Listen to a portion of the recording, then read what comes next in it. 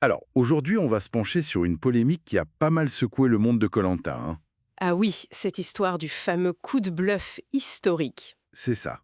Annoncé comme du jamais vu en 25 ans par Denis Brognard lui-même. Vraiment, il avait mis le paquet sur l'annonce. Oui, il avait même dit, je crois, à Ciné Télé Revue que c'était un truc qu'il pensait impossible avant ça. Ça crée une attente énorme. Exactement.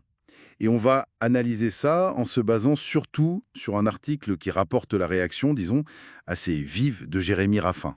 Ah, Jérémy de L'île au trésor, oui, un ancien marquant. Son avis compte pour beaucoup de fans. Tout à fait. Donc l'objectif, c'est de décortiquer un peu ce bluff et de comprendre pourquoi ça a tant fait réagir, notamment Jérémy. C'est parti. Alors ce coup de bluff, c'était quoi concrètement? Dire, en fait, euh, c'était pas une stratégie née de l'esprit d'un candidat, mais plutôt une nouveauté de la production. C'est-à-dire? Un faux collier d'immunité. Un objet que Claire et Jérôme ont trouvé. D'accord, qui ressemblait à un vrai, hein. Oui, visuellement, mais qui n'avait absolument aucun pouvoir au Conseil.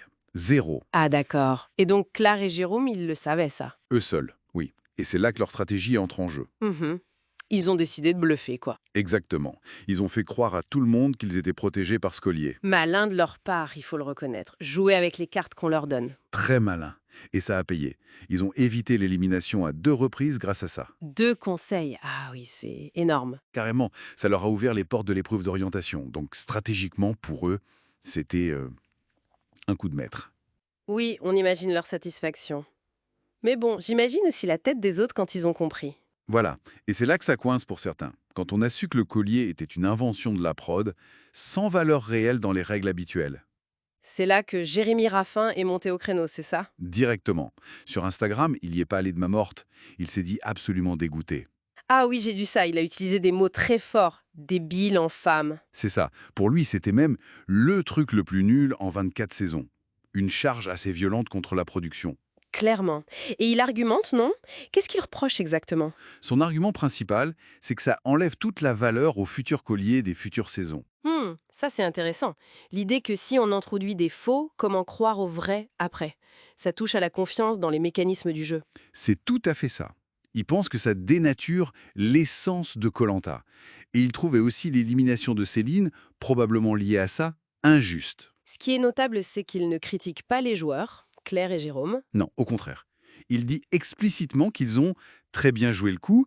Sa colère vise vraiment la production. Il trouve que la production a complètement abusé en introduisant cet élément artificiel, c'est ça? Exactement. La distinction est claire pour lui. Le bluff des candidats, ok, ça fait partie de koh.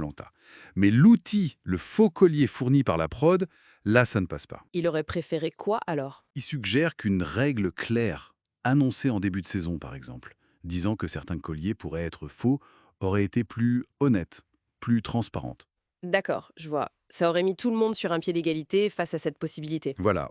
Donc on a ce contraste, la prod qui vend un coup de théâtre historique et un ancien qui crie à la manipulation qui nuit au jeu. C'est vraiment ça. Un événement qui devait être un sommet de stratégie, mais qui est vu par une figure comme Raffin comme une interférence de la production. Une interférence qui brouille les pistes sur l'équité en fait. Tout à fait.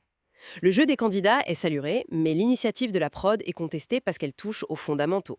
Et ça nous amène à une question plus large finalement. Oui, Dans un jeu comme koh, mélange de survie et de compétition pure, jusqu'où la production peut-elle aller pour créer du spectacle? hmm, pour surprendre, pour pimenter le jeu, sans franchir une ligne, hein. Exactement. La ligne où les participants, et même nous les spectateurs, on commence à douter de l'équité fondamentale de la compétition. C'est une question de dosage, hein. Très délicat comme équilibre à trouver entre le show et l'intégrité du jeu. Voilà, une réflexion intéressante à avoir, je pense, pour tous les passionnés de l'émission.